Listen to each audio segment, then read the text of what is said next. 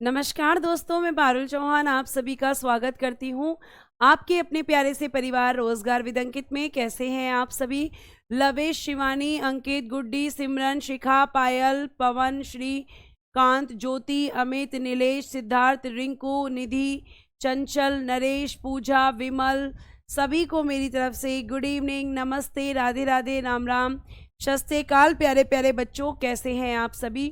और जैसा कि मैंने कल आपसे प्रॉमिस किया था कि कल मैं सबसे पहले आते ही आपको कुछ क्वेश्चन कराऊंगी जो कि बौद्ध धर्म से संबंधित क्वेश्चंस होंगे, और वही करा के फिर मैं आपको अगला टॉपिक जो आपका आज का है, जिसका नाम है बच्चों जैन धर्म, इसको हम करेंगे। तो अब मैं सबसे पहले आपको प्रैक्टिस करवाऊंगी।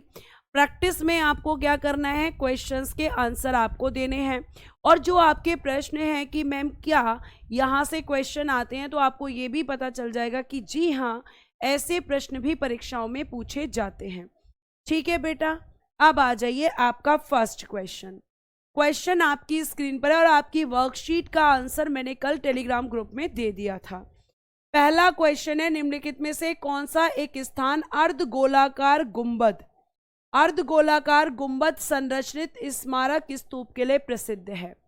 तो बताइए भैया जी, कौन सा आपका ऐसा स्तूप है बेटा कि जो आपका अर्धगोलाकार गुंबद संरचित स्मारक के लिए प्रसिद्ध है?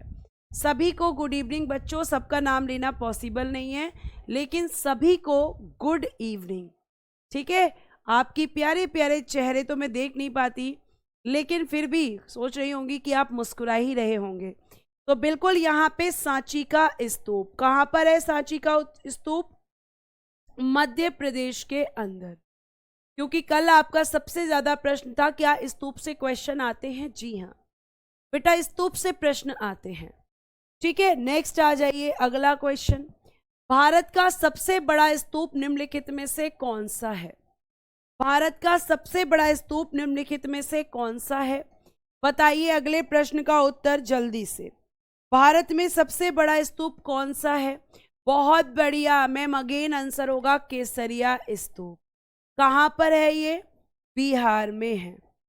बिहार में है मैम, और इसकी खोज की थी के मोहम्मद ने। ठीक है, किसने खोज की थी? के मोहम्मद ने। तो आपका सबसे बड़ा स्तूप कौन सा है? भारत का। लेकिन सबसे पुराना तब सांची का, जो बच्चे कह रहे हैं ना सांची का स्तूप, वो सबसे पुराना है। लेकिन सबसे बड़ा स्तूप केसरिया है। अपने नोट्स में देखिए बच्चों, क्या बात है भाई, कमेंट बॉक्स पूरा हिला के रख दिया है आप लोगों ने। अगला क्वेश्चन, निम्नलिखित में से किसने बुद्ध की जीवनी बुद्ध चरित्र को लिखा था? निम्नलिखित में से किसने बुद्ध की जीवनी बुद्ध चरित्र को लिखा था? बहुत शाबाश, बहुत बढ़िया।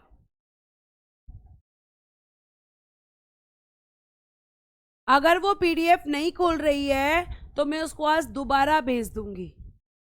ठीक है, अगर आप ये कह रहे हैं कि जो मैम आपने भेजी थी हमें उसकी वर्कशीट की आंसर की वो ओपन नहीं हो रही, तो मैं दोबारा आज भेज दूंगी उसको। ठीक है, और बिल्कुल आपने सही उत्तर किया है कि मैम अश्व घोष ने लिखी थी। ए आंसर होगा आपका। बहुत बढ़िया, आगे आइए अगला प्रश्न देखिए। बौद्ध काल का सबसे पुराना स्तूप कौन सा है? धामेक स्तूप, महामोधी स्तूप, केसरिया स्तूप या सांची स्तूप? बताइए। तो आप बताएंगे कि केसरिया स्तूप बिहार में है, महाबोधि बोधगया में है, धामेक स्तूप यूपी में है।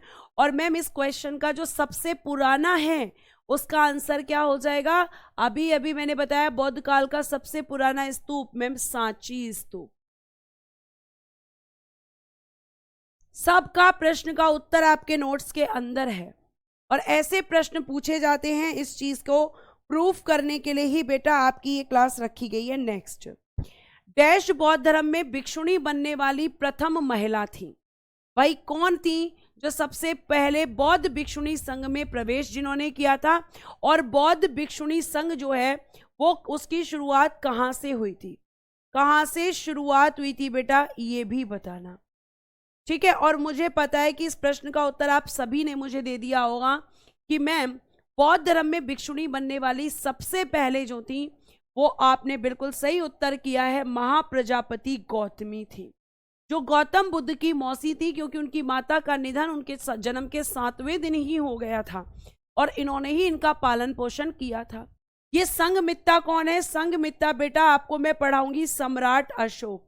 तो ये सम्राट अशोक की पुत्री हैं जो कि बौद्ध धर्म का प्रचार करने के लिए श्रीलंका जाएंगी। सुजाता जिसने गौतम बुद्ध को क्या खिलाई थी? खीर खिलाई थी, मैंने आपको बताया था। आम्रपाली कौन थी? प्रोस्टिट्यूट जो कि वैशाली की नगर वधू थी। बिल्कुल सही है। कहां से शुरुआत हुई थी मैम? वैशाली से हुई। किसके कहने पर? तो अपने प्रिय शिष्य आनंद के कहने पर। प्रिय शिष्य आनंद के कहने पर। आगे आइए, अगला क्वेश्चन। कौन सा कुषाण शासक इतिहास में बौद्ध धर्म के महान संरक्षक के रूप में प्रसिद्ध है, जिन्होंने चतुर्थ बौद्ध संगीति का भी आयोजन किया था? और मुझे जल्दी से बताएंगे कि कौन सा है। वसुदेव प्रथम है, विमा कडफेसिस है, कनिष्क है या फिर होविष्क है? और चौथी बौद्ध संगीति कहाँ हुई थी ये भी बताना। कहाँ हुई थी ये भी बताना। और बेटा इसके अध्यक्ष कौन थे ये भी बताना। उपाध्यक्ष कौन थे ये भी बताना। तो बिल्कुल सही है मैम, कनिष्क के समय पर हुई थी। ठीक है, कनिष्क के समय पर हुई थी। और अगर हम बात करते हैं कहां हुई थी, तो कुंडलवन कश्मीर। कुंडलवन कश्मीर में हुई थी। अध्यक्ष कौन था? वसुमित्र। उपाध्यक्ष कौन था? अश्वघोष। अब ये आपका रिवीजन भी हो रहा है और आपके क्वेश्चन भी सॉल्व हो रहे हैं। एंड में भी पूछूंगी सारे क्वेश्चन करा के कितना स्कोर रहा, ईमानदारी से बताना। बौद्ध वास्तुकला के संदर्भ में चैत्य क्या होता है? मैंने बताया था आपको कल कि चैत्य किसको कहते हैं और बिहार किसको कहते हैं। तो बताइए चैत्य क्या हुआ करते थे? चैत्य क्या हुआ करते थे बेटा? बुद्ध से संबंधित अवशेष रखे जाते थे, मंदिर का प्रवेश द्वार होता था, प्रार्थना कक्ष होते थे या फिर आपके निवास मठ हुआ करते थे। तो आपने क्या बोला? जिस बच्चे ने बोला कि मैम प्रेयर हॉल हुआ करते थे, क्योंकि बिहार ये तो आपके क्या होते थे? बिहार। जहां पर आपके बौद्ध भिक्षु रहते थे उन्हें बिहार कहते थे, निवास जहां पर करते थे। और बुद्ध से संबंधित जो चीजें रखी गई हैं वो मैम स्तूप के अंदर रखी गई है, स्तूप के अंदर है। तो जिस बच्चे ने सी उत्तर किया है उसने बिल्कुल सही किया है कि मैम प्रार्थना कक्ष यानी प्रेयर हॉल इसका आंसर होगा। आगे आइए, अगला क्वेश्चन। निम्नलिखित में से कौन सी संरचना बौद्ध धर्म से संबंधित है? मैंने कल आपको बताया था कि बौद्ध धर्म से रिलेटेड आपके स्ट्रक्चर कौन कौन से हैं। क्या वो पल्लव है, क्या वो मंडप है, क्या वो शिखर है या फिर वो स्तूप है?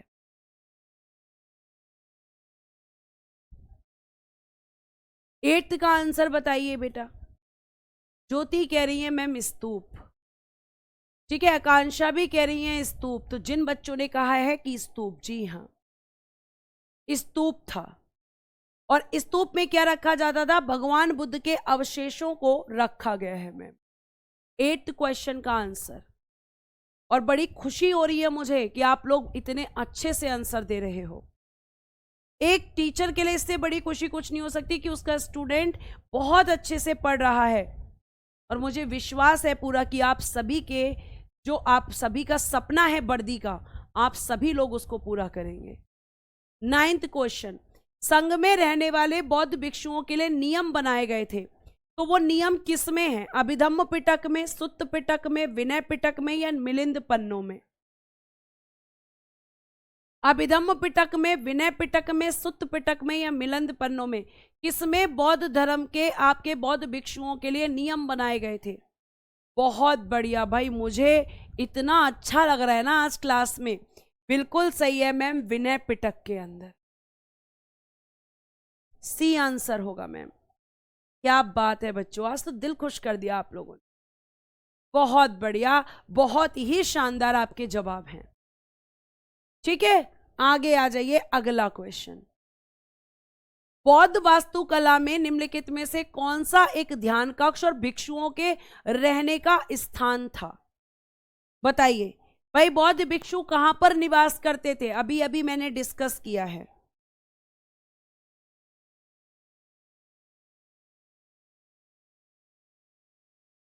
टेंथ का आंसर क्या होगा? बहुत बढ़िया, जिस बच्चे ने कह दिया कि मैम रहने का स्थान तो बिहार था।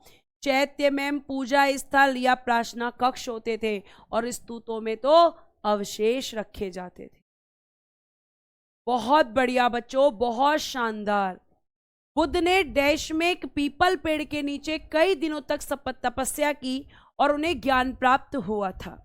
अब आप ये तो बता दिया पीपल पेड़ के नीचे, आप मुझे बताएंगे नदी कौन सी थी? क्योंकि स्थान यहां पे पूछ लिया। और कितने वर्ष तपस्या की थी? कितने वर्ष तपस्या की थी? बहुत बढ़िया। जो बच्चा कह रहा है कि मैम बौद्ध गया में और सारनाथ में क्या किया था? प्रथम उपदेश दिया था, जिसे हम धर्मचक्र प्रवर्तन कहते हैं। कुशीनगर में मृत्यु हुई थी। कितने वर्ष तपस्या? 6 वर्ष की थी मैम। कौन सी नदी थी? तो निरंजना या फाल्गु। निरंजना या फाल्गु नदी थी। यानी प्रश्न का उत्तर क्या था? बी प्रश्न का उत्तर, जो आप सभी ने दिया है। बहुत बढ़िया बेटा, आगे आइए। बौद्ध वास्तुकला में स्तूप को श्रद्धांजलि अर्पित करने के लिए भक्तों के पैदल मार्ग को क्या कहते थे? पैदल मार्ग मैंने आपको बताया था कि किसको कहा जाता था।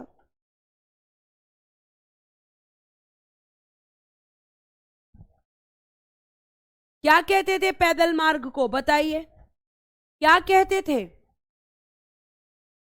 बहुत बढ़िया, जो बच्चे कह रहे हैं मेधी।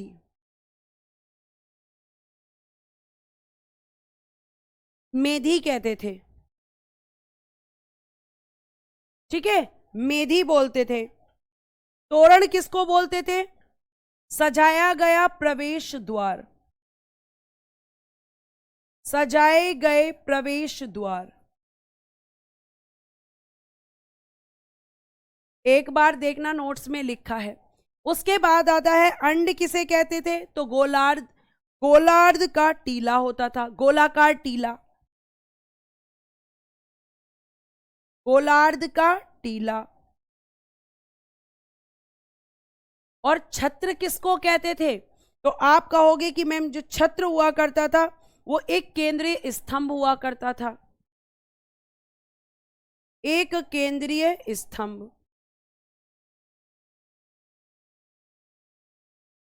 हर्मिका क्या होती थी? चौकोर शेप की एक दीवार हुआ करती थी, हर्मिका।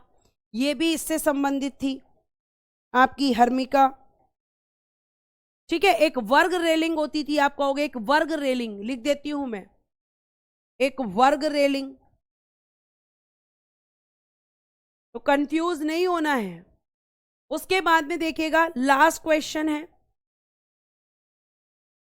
उसके बाद हम जैन धर्म शुरू करेंगे। रामबर स्तूप वह स्थान है जहां भगवान बुद्ध का अंतिम संस्कार किया गया था। भारत के किस राज्य में स्थित है? रामबर स्तूप बताइए किस जगह पर है,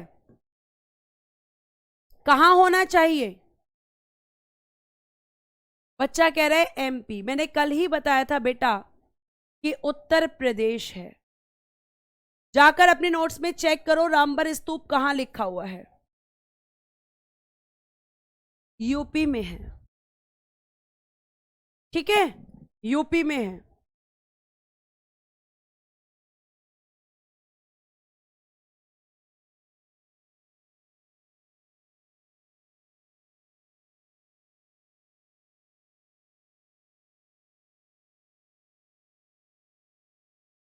अब ये बताओ 13 में से कितना आपका क्वेश्चन ठीक हुआ है? ईमानदारी से बताना, ठीक है। 13 में से कितना आपका ठीक हुआ है? अब मैं आपको बता दूं बच्चे, आपका अगला टॉपिक है जैन धर्म। इसके बारे में मैं आपको पढ़ाऊंगी।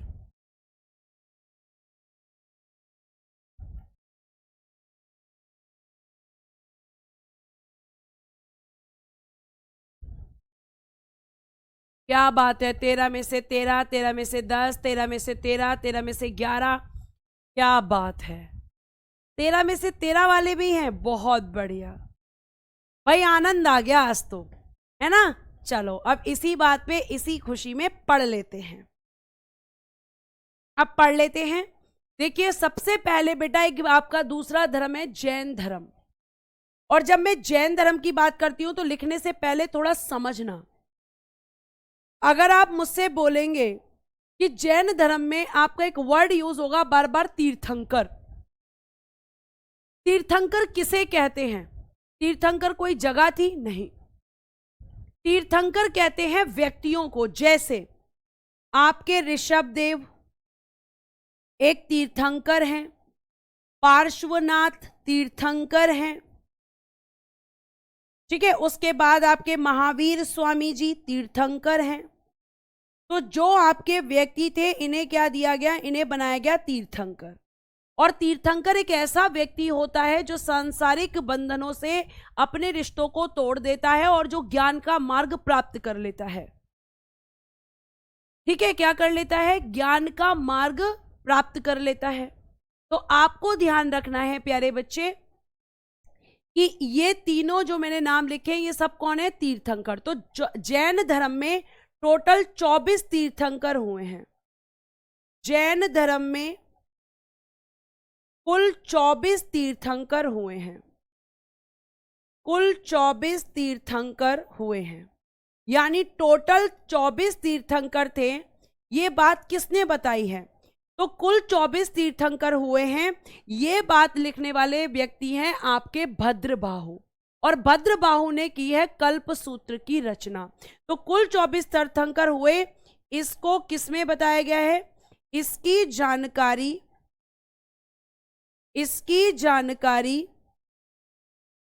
कल्प सूत्र में दी गई है, जिसकी रचना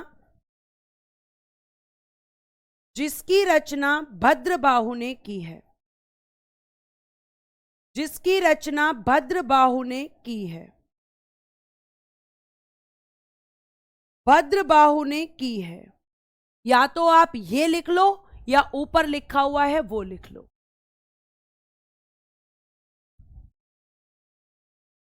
तो तीर्थंकर की बेटा आपको ये बात ध्यान रखनी है, तीर्थंकर का मतलब होता है ऐसा व्यक्ति जिसने सांसारिक जो बंधन है उनसे अपने आप को मुक्त कर लिया हो और उसने क्या कर लिया हो? निर्वाण प्राप्त कर लिया हो, ज्ञान के मार्ग जो हैं उसको मिल गया हो।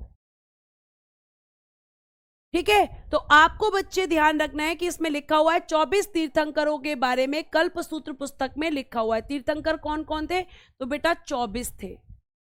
शिवम सीक्वेंस में ही पढ़ा रही हूं, आपको सीक्वेंस नहीं लग रहा बेटा? पता नहीं चल रहा क्यों नहीं लग रहा। इस लाइन को मैंने आपको समझाया है नीचे। अब चाहे अगर ये समझ में आ रहा है तो ये लिख लो, ये समझ में आ रहा है तो ये लिख लो कि 24 तीर्थंकरों की जानकारी कहां से मिलती है? कल्प सूत्र से मिलती है। ये प्रश्न आएगा बेटा। और एक क्वेश्चन जो बच्चों के दिमाग में रहता है कि जैन धर्म पुराना था या फिर बौद्ध धर्म पुराना था, तो जैन धर्म बौद्ध धर्म से पुराना था अगर आप दोनों में कंपैरिजन करोगे। और इसमें अगर आप कहोगे तो ऋषभ देव जी आपके प्रथम तीर्थंकर हैं और महावीर स्वामी आपके 24वें तीर्थंकर हैं। ये सब लिखवाऊंगी मैं आपको। इतनी बात समझ में आई? अब आपको देखो यहां पे ध्यान से, अगर मैं बात करती हूं तो जैन धर्म सिंधु घाटी सभ्यता के समकालीन था, मतलब उसी टाइम पर यह धर्म पनप रहा था। क्या कर रहा था? उसी टाइम पर प्यारे बच्चे ये पनप रहा था।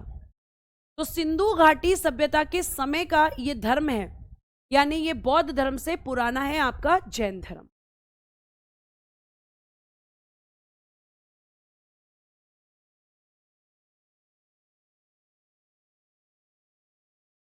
ठीक है, तो जैन धर्म आपका एक नया टॉपिक है। जैन धर्म में कौन हुए हैं? तीर्थंकर हुए हैं। उनकी जानकारी कहां से मिलती है? कल्पसूत्र से। कल्पसूत्र किसने लिखा है? भद्रबाहु ने। ये आपको बेटा बहुत अच्छे से ध्यान रखना है। हाँ, वस्त्र नहीं पहनते थे वो भी बताऊंगी बेटा, थोड़ा सा रुकिए। तो आपने इतना लिख लिया होगा, ठीक है। अब देखिएगा यहां पर आपको ये लाइन लिखनी थी और ये लाइन लिखनी थी। आगे आइए, आगे हम बात करते हैं कि आपके जो बौद्ध धर्म में पहले तीर्थंकर हुए हैं जिनका नाम है ऋषभ देव जी।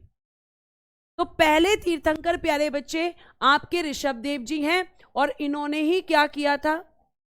जैन धर्म की स्थापना। जैन धर्म के संस्थापक हैं ये।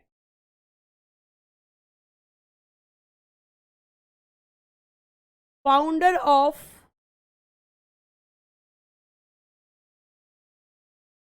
ठीक है, फाउंडर ऑफ जैन रिलीजन।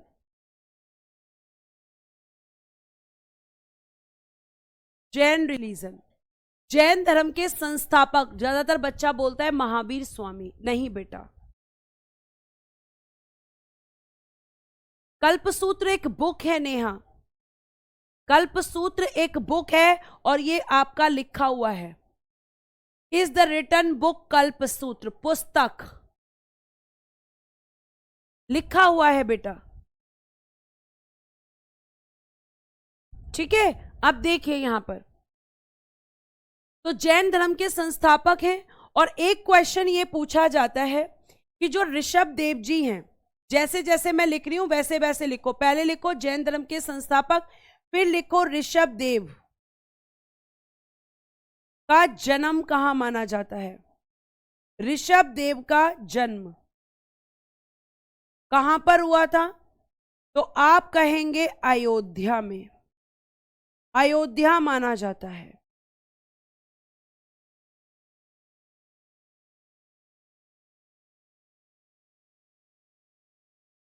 ठीक है, ये आप ध्यान रखिएगा। अब जो ऋषभ देव जी हैं प्यारे बच्चे, ये जैन धर्म में पहले तीर्थंकर थे और इन्होंने ही जैन धर्म को स्थापित किया था। और अगर मैं आपसे बात करूं तो जो ऋषभ देव जी हैं इन्होंने दी थी 2 शिक्षाएं। ये अहिंसा और अपरिग्रह क्या है? ऋषभ देव की शिक्षाएं हैं। ऋषभ देव की शिक्षाएं कहां लिखना है मैम? जन्म के नीचे ये वाली लाइन लिखो। जैन धर्म ऋषभ देव की शिक्षाएं हैं, टीचिंग्स ऑफ ऋषभ देव, ठीक है।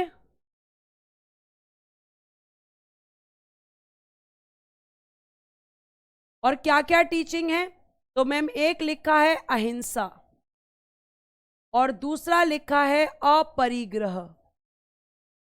ध्यान से सुनते रहना क्योंकि ये टीचिंग्स बढ़ती चली जाएंगी। ये 2 वर्ड लिखे हैं मैम, ये तो आपका स्लाइड में लिखा है। तो आप कहोगे बेटा वास्तविक संस्थापक छत्रपाल सोनी।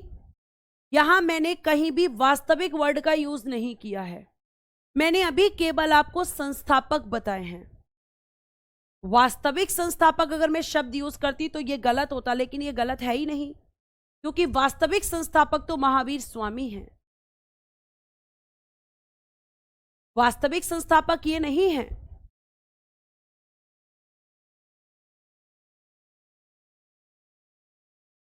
ठीक है, अब देखिए आगे यहां पर तो इन्होंने 2 शिक्षाएं दी। इनका मतलब क्या है? अहिंसा और अपरिग्रह। इनका मीनिंग क्या होता है? तो बेटा जी मीनिंग मैं लिख देती हूं, आपका लिखकर आपको समझा देती हूं। अहिंसा, अहिंसा मतलब किसी के साथ मारपीट नहीं करना, किसी के साथ झगड़ा नहीं करना, ठीक है। जैसे गांधी जी किसके पुजारी थे? अहिंसा के पुजारी थे, अहिंसा की बात करते थे। तो उन्होंने कहा आपको हिंसा नहीं करनी। इतनी बात समझ में आई। और उसके बाद एक वर्ड आपका दे रखा है दूसरा, अपरिग्रह। और अपरिग्रह का मतलब क्या होता है? इन्होंने कहा किसी भी प्रकार के धन का संचय नहीं करना, किसी भी प्रकार के धन का संचय नहीं करना, धन का संचय नहीं करना मतलब आपको अपने पास धन नहीं रखना है। आप कहोगे क्यों मैम? संचय का मतलब क्या होता है? संचय का मतलब होता है कलेक्ट करना। तो आपको कलेक्शन नहीं करना है। आप कहोगे क्यों? पैसा तो कमाने के लिए हम लोग आज परेशान हैं, और आप कह रही हो कि धन को इकट्ठा नहीं करना है। तो बेटा जी, इस शब्द का मतलब है कि आपको अपने पास किसी भी तरीके की धन संपत्ति को नहीं रखना, क्योंकि जैन धर्म में इसे दुख का कारण बताया गया है। ठीक है, क्या बताया गया है? क्योंकि मैम जैन धर्म में इसे दुख का कारण बताया गया है। तो ये आपके दो शब्द, दो शिक्षाएं आपके ऋषभ देव जी ने, जब ऋषभ देव जी ने जैन धर्म की स्थापना की तो उन्होंने दो शिक्षाएं दी। जैसे गौतम बुद्ध ने शिक्षा दी अष्टांगिक मार्ग की, 4 सत्य उन्होंने बताए, तो ऋषभ देव जी ने कहा कि मैं तुमसे केवल 2 ही बातें कहूंगा। एक तो अहिंसा मत करना, किसी के साथ मारपीट मत करना,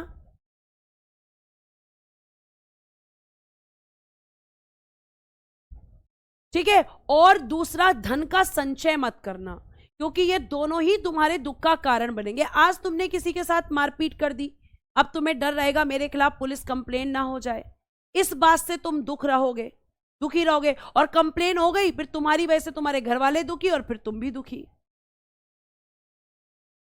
ठीक है बेटा, रुक जाओ, आदिनाथ भी बताऊंगी। अरे एक एक लाइन तो पढ़ लो पहले, आगे आगे भाग रहे हो। अब जैसे गौतम बुद्ध के जो प्रतीक चिन्ह थे, जैसे सिंबल थे, जैसे मैंने आपको बताया कि उन्होंने जब गृह त्याग दिया, तो गृह त्याग किया तो उसका प्रतीक घोड़ा था, उनका जन्म हुआ तो उसका प्रतीक कमल था। तो जो आपके ऋषभ देव जी हैं उनका सिंबल क्या था? उनका सिंबल था सांड, यानी कि बुल। यह आपको ध्यान रखना है। अब ऋषभ देव जी जो हैं प्यारे बच्चे, ऋषभ देव जी के उपनाम क्या क्या थे? केसरिया देव और आदिनाथ। ये किसके नाम थे? ऋषभ देव जी के ही अन्य नाम थे। ऋषभ देव जी ने, आपको बता दूं, 2 शिक्षाएं दी, जैन धर्म को स्थापित किया, इनका जन्म अयोध्या में माना जाता है, और बेटा इनका प्रतीक चिन्ह था सांड। ठीक है, जैसे आपके गौतम बुद्ध के सिंबल्स थे। और उपनाम क्या था इनका? केसरिया देव और आदिनाथ। और इस चीज का वर्णन इनके बारे में कहां मिलता है? ऋग्वेद में। ऋग्वेद में इनको क्या क्या बोला गया है? केसरिया देव और मैम आदिनाथ।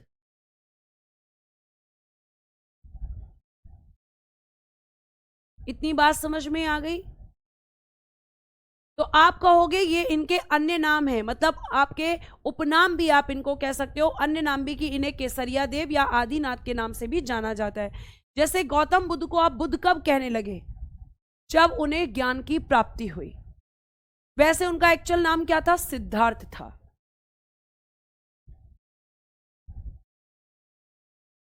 ठीक है, उसके बाद देखिएगा, ऋषभ देव जी के 2 पुत्र हुए, जिनमें से एक का नाम भरत था और एक का नाम महाबली या फिर बाहुबली था। किस किसने बाहुबली मूवी देखी है? देखी है? तो वो जो बाहुबली है, उनके आपके जो पुत्र हैं, इनमें से जो बाहुबली है किसके पुत्र हैं? ऋषभ देव जी के। और इन्हीं बाहुबली के लिए कर्नाटक में एक मूर्ति बनी हुई है, श्रवण बेलगोला, कर्नाटक के अंदर। और ये मूर्ति किसने बनवाई है? चामुंड राय ने बनवाई है। चामुंडा नहीं है, ये चामुंड राय है।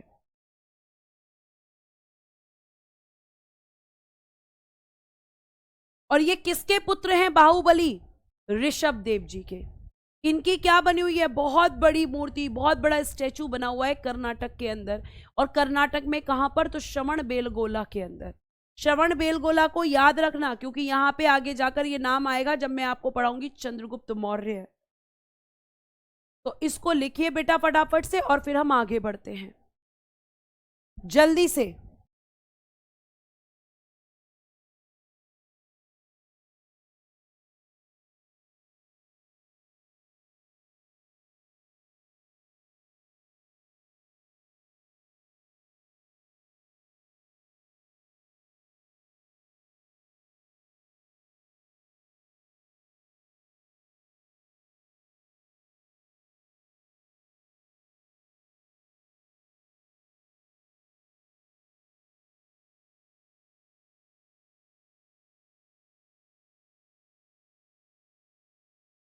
ठीक है।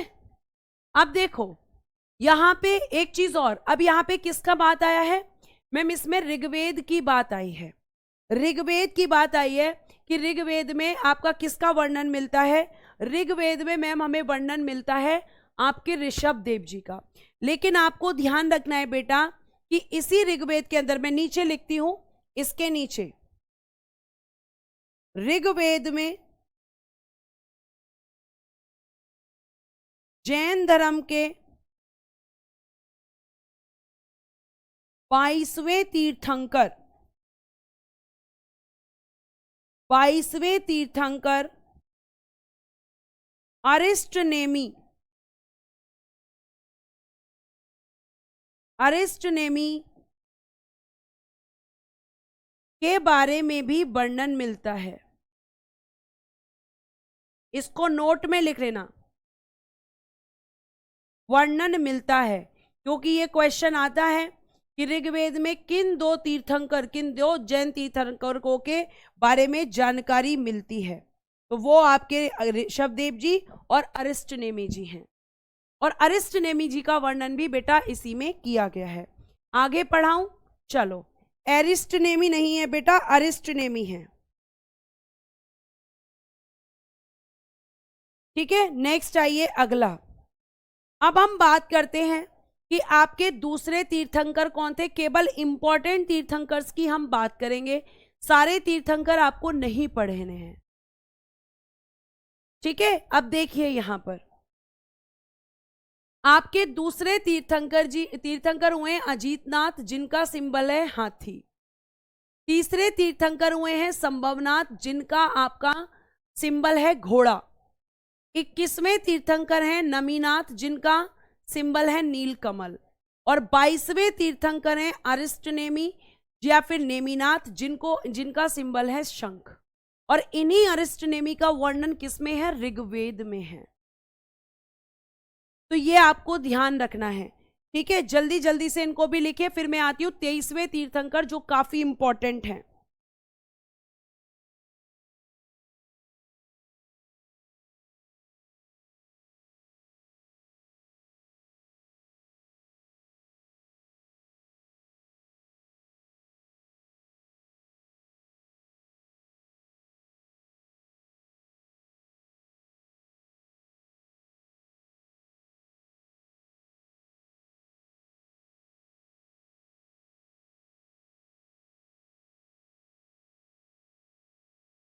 आ गया, चलिए लिख लिया है आपने, लिख लिया है बेटा, लिख लिया है। चलो आगे आइए। आगे अगर मैं बात करती हूं बच्चे, तो आपके 23वें तीर्थंकर, जिनका जिक्र मैंने अभी पीछे भी किया, वो हैं आपके पार्श्वनाथ जी, जिन्हें निग्रंथ भी कहा गया है। क्या कहा गया है, निग्रंथ भी कहा गया है। और इनका जो प्रतीक चिन्ह है, जिसे आप सिंबल कह रहे हो, वो है सांप। सिंबल या हिंदी में कहते हैं प्रतीक चिन्ह। तो इनका सिंबल क्या है, आप कहोगे सांप। प्यारे बच्चे, 23वें तीर्थंकर जो है, इनकी शिक्षाएं तो तब बताऊंगी, पहले आप जान लीजिए पार्श्वनाथ जी के बारे में। पार्श्वनाथ, जो जो मैं लिख रही हूं वैसे लिखना, अभी ये नहीं लिखना। पहले लिखिएगा 23वें तीर्थंकर। 23वें तीर्थंकर थे। इनका जन्म, इनकी माता, इनके पिता, ये सब आपको पता होना चाहिए। तो बेटा, और इनका वंश, कि ये किस वंश से थे, डायनेस्टी बोलते हैं वंश को, किस वंश से थे, इनका निर्वाण कहां पर हुआ था। निर्वाण मतलब इन्हें निर्वाण कहां पर प्राप्त हुआ था। अब मुझे पता है कि सबसे पहले आप मुझसे पूछना चाहोगे कि निग्रंथ का मतलब क्या होता है, बताऊंगी निग्रंथ का मतलब क्या होता है। देखो, अगर मैं आपसे बात करूं तो पहले तो आप लिखेंगे कि इनका जो जन्म हुआ था वो आपका कहां पर हुआ था। किस किस को पता है, जल्दी से बताओ, इनका जन्म कहां पर हुआ था। मुझे बताओ जन्म कहां पर हुआ था। फिर मैं बताती हूं, इनकी माता का नाम वामा देवी, इनके पिता का नाम राजा अश्वसेन। अश्वसेन। जन्म अगर आपको नहीं आएगा तो मैं ही बताऊंगी, लेकिन कोशिश करो। वंश था इनका इक्ष्वाकु वंश। इक्ष्वाकु वंश। निर्माण प्राप्त हुआ था इनको सम्मेद शिखर पर। सम्मेद शिखर। ये इनके बारे में बहुत बढ़िया। कहां पर हुआ था? वाराणसी में हुआ था। जन्म कहां हुआ था बेटा? वाराणसी में। बिल्कुल सही आपने बोला है। तो इनका जन्म वाराणसी में हुआ था मैम। इनके इक्ष्वाकु वंश के थे, राजा अश्वसेन के पुत्री राजा अश्वसेन के पुत्र थे। माता इनकी वामा देवी थी और इनकी जो है निर्वाण प्राप्त हुआ था सम्मेद शिखर पर। इनकी पत्नी का नाम और लिख लीजिए, वाइफ और लिख लीजिए। इनकी पत्नी थी बेटा प्रभावती।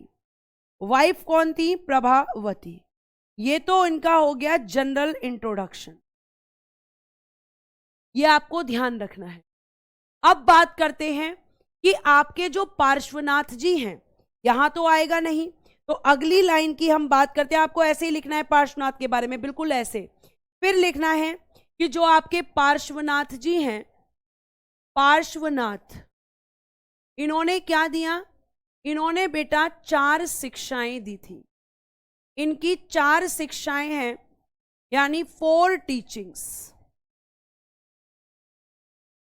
4 टीचिंग्स।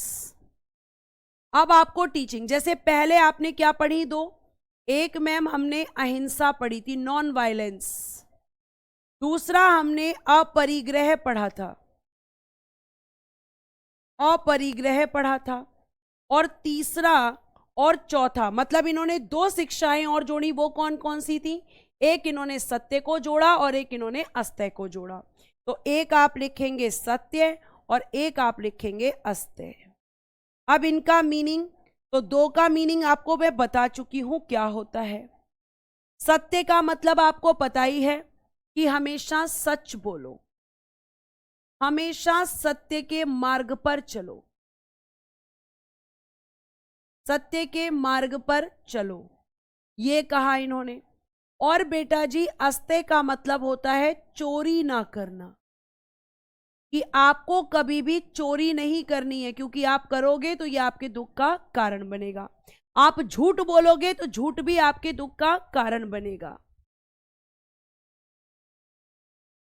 ठीक है, तो आप कहोगे कि मैम यहां पर हम कह सकते हैं कि आपका जो पार्श्वनाथ जी हैं, जिन्होंने 4 शिक्षाएं दी हैं, वो सत्य, अहिंसा, अपरिग्रह और अस्तेय होता है। और आपने बताया कि जो पार्श्वनाथ जी हैं, पार्श्वनाथ जी को आपने कहा कि इन्हें निग्रंथ भी कहा जाता है। पार्श्वनाथ, इन्हें क्या कहा जाता है? निग्रंथ। देखो शुरू में लिखा हुआ है ना, मैंने लिखवाया हुआ है कि इन्हें निग्रंथ भी कहा जाता है। तो इसमें निग्रंथ का अर्थ क्या होता है, यानी हम कह सकते हैं कि मीनिंग क्या होता है, ये आपको बताना है मुझे। तो बेटा जी आपके जो पार्श्वनाथ जी हैं, इसमें आप लिखेंगे सांसारिक बंधनों से मुक्त। सांसारिक बंधनों से मुक्त। सांसारिक बंधनों से मुक्त। जो व्यक्ति आपके फैमिली रिलेशंस होते हैं उनसे आपका फ्री हो जाता है, उसको निग्रंथ कहा जाता है। ठीक है, तो आपको पहले क्या लिखना है? पहले मैम इनका जनरल इंट्रोडक्शन लिखना है, उसके बाद इनकी शिक्षाएं लिखनी है। तो पहले ये लिख लो, ये लिख लोगे तो वहां पे आगे बढ़ जाऊंगी मैं।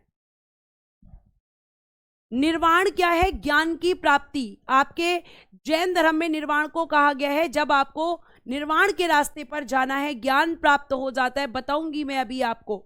ठीक है, तो उसको कहा गया है निर्वाण। 1 मिनट बेटा, बस 1 मिनट।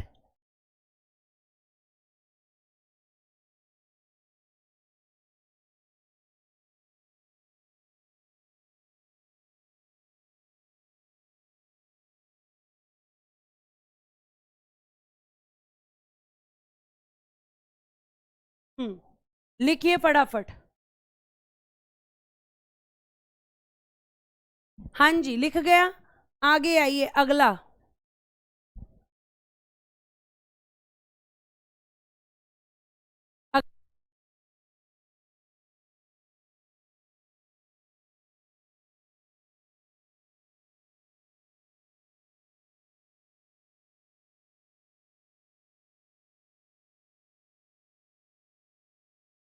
एक बच्चा पूछ रहा है सम्मेद शिखर कहां पर स्थित है।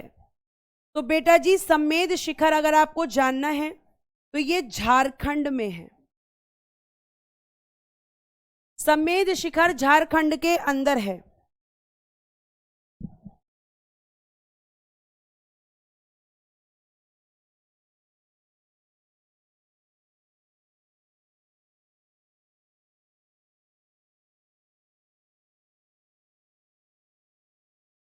आगे चल सकते हैं। मैम, मैं अपने घर से लड्डू चोरी करके खाता हूं, कोई बात नहीं, ऐसी चोरी की बात नहीं कर रही हूं मैं। आप अच्छे से जानते हैं मैं किस तरह की चोरी की बात कर रही हूं। ठीक है, ये चोरी नहीं, ये शरारत होती है। अब आइए आपके सबसे इंपॉर्टेंट महावीर स्वामी 24वें तीर्थंकर। महावीर स्वामी कौन थे? वास्तविक संस्थापक। यानी अगर आपसे क्वेश्चन पूछा जाएगा, अगर आपसे क्वेश्चन पूछा जाएगा बेटा, तो आप क्या बोलोगे? कि अगर मैं पूछूं कि जैन धर्म के संस्थापक कौन थे, तो मैम ऋषभ देव थे। लेकिन अगर मैं पूछूं कि जैन धर्म के वास्तविक संस्थापक कौन थे, तो आपका आंसर होगा महावीर स्वामी। और ये बेटा आपके 24वें तीर्थंकर थे, यानी आप कह सकते हो अंतिम तीर्थंकर यही थे। अंतिम तीर्थंकर यही थे। और आपके जो महावीर स्वामी हैं, इन्होंने जो 4 शिक्षाएं अभी आपने पढ़ी कि सत्य, अहिंसा, अस्तेय और अपरिग्रह, ये 4 पढ़ी, इन्होंने क्या किया? 5वीं शिक्षा जोड़ी, जो इन्होंने कहा ब्रह्मचर्य। यानी इन्होंने कहा कि आपको किसी भी पराई स्त्री को नहीं देखना है, आपको ब्रह्मचर्य का पालन करना है। ये किसका कहना था? महावीर स्वामी जी का कहना था। तो इन्होंने 5वीं शिक्षा कौन सी जोड़ी? ब्रह्मचर्य। क्वेश्चन पूछा जाता है कि ऋषभ देव जी ने कौन सी शिक्षाएं दी? आपके पार्श्वनाथ जी ने कौन सी शिक्षाएं दी? और 5वीं शिक्षा को किसने जोड़ा? तो आपको ध्यान रखना है। हाँ, निर्वाण को डेथ, अरे भैया निर्वाण प्राप्ति ही इसमें आपका रास्ता बताया गया है। बेटा 1 मिनट, मैं आपको समझाती हूं, शायद कुछ कंफ्यूजन हो गई है। जैसे आपने मुझसे पूछा कि निर्वाण का मतलब क्या होता है, तो निर्वाण का मतलब होता है आपको ज्ञान के रास्ते पर चलकर निर्वाण की प्राप्ति करना। तो निर्वाण का मतलब, जैसे आपके गौतम बुद्ध के लिए भी मैंने बोला कि उन्होंने क्या किया? ज्ञान की प्राप्ति करी और फिर उन्होंने महापरिनिर्वाण को यहां पर प्राप्त किया। तो महापरिनिर्वाण क्या हो गया? मृत्यु हो गया। और जैन धर्म में मृत्यु क्या हो गया? निर्वाण हो गया। इन्होंने सम्मेद शिखर पर ही ज्ञान प्राप्त किया और यहीं पे इनकी मृत्यु हुई थी। कहने का मतलब, तात्पर्य यह है कि ज्ञान के रास्ते पर चलकर निर्वाण की प्राप्ति करना, यह आपका जैन धर्म का रूल था। ये मैं कहना चाह रही हूं, अगर मैंने कुछ और बोल दिया हो तो मैं माफी चाहूंगी। कि निर्वाण का मतलब है बेटा मृत्यु को प्राप्त करना, लेकिन कैसे? ज्ञान के रास्ते पर चलकर, मतलब मोक्ष प्राप्त करना जिसको आप कहते हो। और ये झारखंड के अंदर है आपका सम्मेद शिखर। आप कह रहे हो एग्जाम में क्वेश्चन सबसे ज्यादा कहां से आता है? पार्श्वनाथ से भी आता है और महावीर स्वामी से भी आता है। दोनों जगह से आता है। ठीक है, अब देखिए यहां पर बेटा आ जाइए महावीर स्वामी पर। तो इन्होंने 5वीं शिक्षा कौन सी दी थी? ब्रह्मचर्य। इनका सिंबल क्या था? शेर या सिंह। जैसे पार्श्वनाथ जी का सांप था, ऐसे ही इनका क्या था? तो आप कहोगे कि मैम आज इनका सिंबल था आपका शेर। इनका जन्म 540 बीसी कुंडग्राम वैशाली में हुआ था। किसमें हुआ था? 540 बीसी कुंडग्राम वैशाली। ये क्वेश्चन प्रीवियस ईयर में पूछा गया है।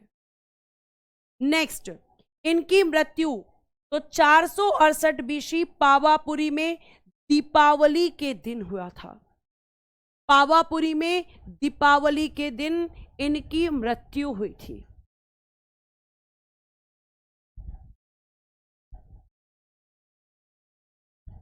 ठीक है, उसके बाद बेटा इनके पिता का नाम क्या था? सिद्धार्थ।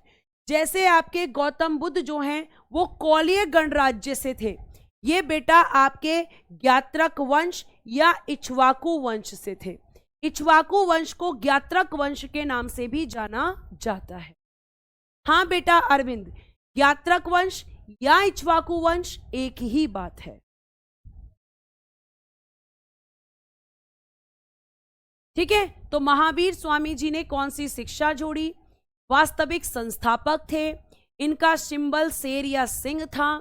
इनका जन्म 540 बीसी में हुआ था। इनके मृत्यु 468 बीसी पावापुरी में दीपावली के दिन हुई थी। इनके पिता का नाम सिद्धार्थ, जो कि इक्ष्वाकु वंश से संबंध रखते थे। तो जब इनके पिता का वंश इक्ष्वाकु वंश था तो इनका वंश भी क्या होगा मैम? इनका वंश भी इक्ष्वाकु वंश होगा। उसके बाद में बेटा आप इसको नोट करें, और जब तक मैं कुछ चीज आपको बता रही हूं साइड में, एक बच्चे का पूरी क्लास में घंटा होने वाला है कि मैम या तो एडवांस पीडीएफ मत दिया करो, और देती हो तो फिर यहां पर कुछ ऐड मत किया करो। ऐसा नहीं हो सकता बेटे। जब समझाया जाता है तो 4-5 शब्द हमेशा क्लास में एक्स्ट्रा निकल ही जाते हैं। ठीक है, अब सुनो इसका सॉल्यूशन क्या है। ये तुम्हारा कॉपी का पेज है, कृपया करके इतनी जगह कॉपी के पेज पर छोड़ दें, इतनी जगह, बस इतनी जगह छोड़ दें, ज्यादा नहीं छोड़नी है, इतनी जगह छोड़ दें कृपया करके पेज पर। ये नोट्स बनाने का तरीका होता है। मैम क्यों छोड़ें? इससे हमारी कॉपी वेस्ट होगी। अगर इन केस इन फ्यूचर आपको कोई जैन धर्म से नया कॉन्सेप्ट मिलता है तो वो आप इस नोट्स के अंदर यहाँ पे ऐड कर सकते हो। ठीक है, आप इस नोट्स के अंदर ऐड कर सकते हो बेटा।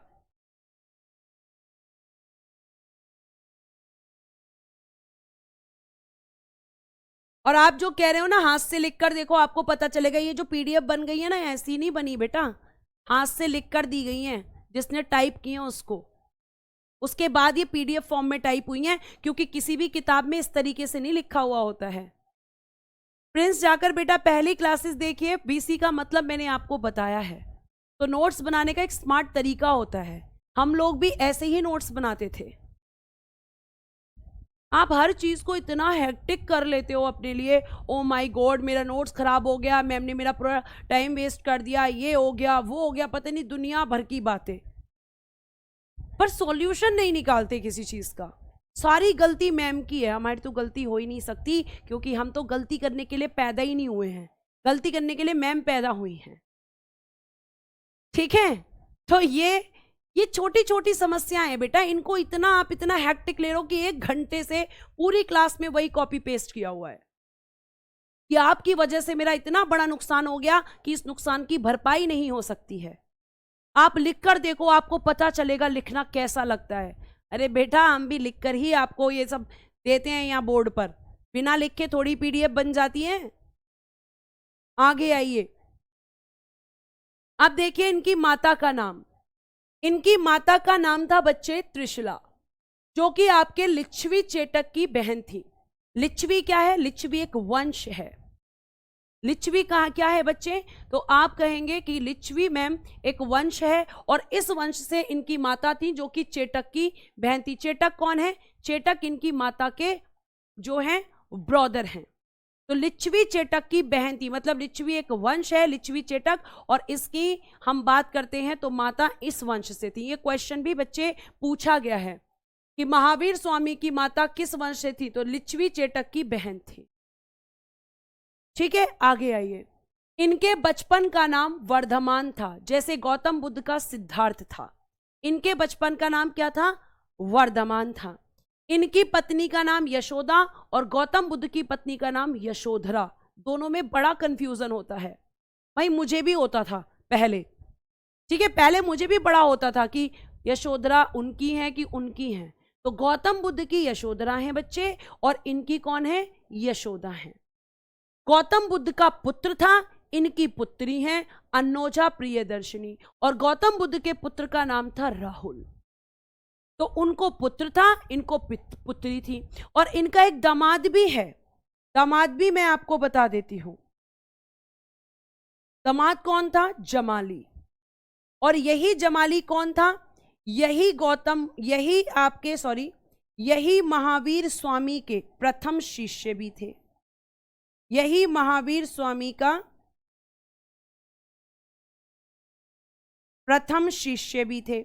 यानी first student of Mahavir Swami कौन थे? तो उनके अपने दामाद, उनकी बेटी के पति, उनके पहले शिष्य भी थे। ठीक है, तो ये आपका यहां पे ध्यान रखनी है, इनकी जनरल इंफॉर्मेशन है, आगे लिखा हुआ भी है। दामाद जमाली, पहला उपदेश इन्हें ही मिला। पहला उपदेश मिला क्योंकि यही पहले स्टूडेंट थे, और ये पहला उपदेश इन्होंने किस भाषा में दिया? अर्धमागधी में। और गौतम बुद्ध ने किस में दिया था मैम? पाली भाषा में। ठीक है, पाली भाषा में इन्होंने क्या दिया था? गौतम बुद्ध ने उपदेश, और इन्होंने अर्धमागधी भाषा में। फिर इन्होंने भाषा बाद में क्या कर दी? अपनी प्राकृत। तो इन्होंने 2 भाषाओं में अपनी शिक्षाएं दी। पहले दिया था मैम अर्धमागधी भाषा पहले, और फिर भाषा क्या कर दी इन्होंने? प्राकृत, क्योंकि बेटा समय के हिसाब से चलना पड़ता है। अब यहां से मैं आपको कल बताऊंगी कि 30 वर्ष की आयु में इन्होंने अपना घर छोड़ दिया। घर जाकर इन्होंने कहां पर तपस्या करी, कहां ज्ञान प्राप्त हुआ, फिर इन्होंने क्या क्या चीजें करी, और इनके बारे में आपकी जो चीजें हैं वो। तो आज हम इतना ही रखते हैं। कल जो मैंने आपको पढ़ाया है पहले आकर रिवीजन करवाऊंगी हाथ से लिखकर, और उसके बाद बेटा आपका कल जैन धर्म में खत्म कर दूंगी, जहां तक मुझे उम्मीद है। ठीक है, खत्म करूंगी, कोशिश करूंगी, लेकिन खत्म करने के चक्कर में कंटेंट से मैं कोई समझौता नहीं करूंगी। आप लोग जैसे पढ़ रहे हैं ना बेटा, वैसे पढ़ते रहिए। यकीन मानिए आपको यहाँ पर बहुत अच्छे से चीजें याद हो जाएंगी अगर आप अच्छे से रिवीजन करते रहोगे। ठीक है, और मैं पूरी कोशिश करती हूँ, सच बताऊं तो मुझे भी आपको पढ़ाने में बहुत मजा आता है। आपकी कोई भी समस्या है आप मुझसे डिस्कस करो, मैं आपको आंसर दूंगी, चाहे वो नोट्स बनाने से रिलेटेड है, क्लास में कुछ समझ नहीं आया दोबारा से समझाऊंगी, सारी प्रॉब्लम का सॉल्यूशन आपके लिए करूंगी जो मेरे बस में है। लेकिन अब तुम ये प्रॉब्लम लेकर मत आ जाना कि मेरी गर्लफ्रेंड ने छोड़ दिया, कि मेरे बॉयफ्रेंड ने छोड़ दिया, मैम मुझे बड़ी चिंता हो रही है। इनका मेरे पास कोई समाधान नहीं है, तो उसके लिए हाथ जोड़कर माफी है। समस्या केवल सीमित रखें अपनी पढ़ाई तक। ठीक है, so thank you so much, bye bye, take care and good night everyone. जय हिंद, जय भारत। हंसते रहें, मुस्कुराते रहें और हमेशा खुश रहें।